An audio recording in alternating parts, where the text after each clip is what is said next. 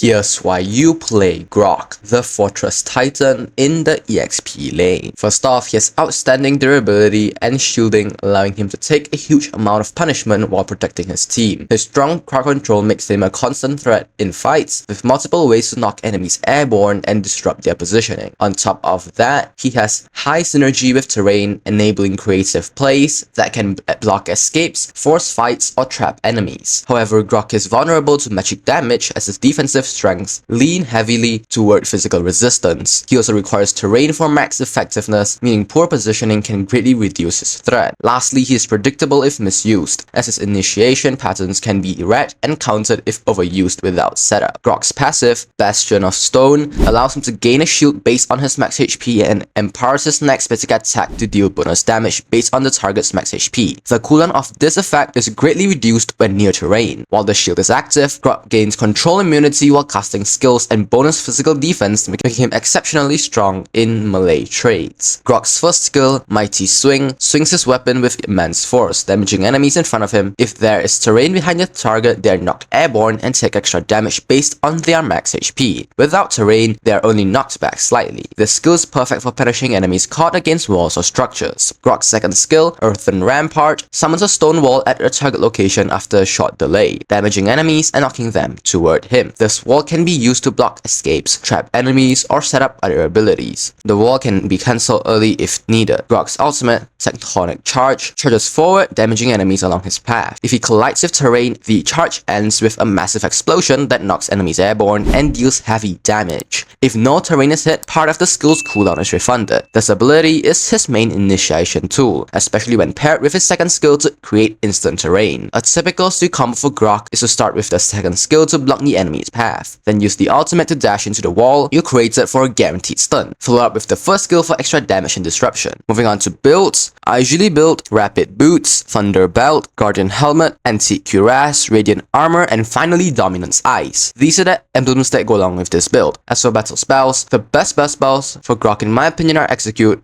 or Flicker. Execute for securing kills, or Flicker for surprise engages and better positioning. Grock excels against heroes who rely on physical damage and lack mobility, such as Terizla and Lapu Lapu, as his passive gives him huge defensive advantages in those matchups. However, he struggles against magic-heavy heroes with mobility like Novaria and Valentina, who can bypass his walls and target his weaker magic defense. He pairs exceptionally well with heroes whose abilities interact with terrain such as Moskov and Barats, as his stone wall can set up their crowd control perfectly. You should unlock the first skill at level 1, then prioritize maxing it for better damage and knockout potential. Level up the second skill next for improved wall utility, and most importantly, upgrade the ultimate whenever available. When playing Grock, always look to fight near terrain to maximize your passive's shield, control immunity, and damage. Your second skill is a powerful zoning and trapping tool, so use it to cut off escapes or force enemies into bad positions. The ultimate is best used in combination with your wall to guarantee a knockup, but it can also serve as a quick engage or escape if needed. Remember that you can create your own terrain with your second skill for both the ultimate stun and the first skill's airborne effect. Position yourself in the front line to soak damage for your team, but be mindful of enemy mages who can burst you down due to your weaker magic defense. Lastly, avoid overcommitting to predictable initiation patterns. Mix up your engages and use your wall creatively to keep enemies guessing.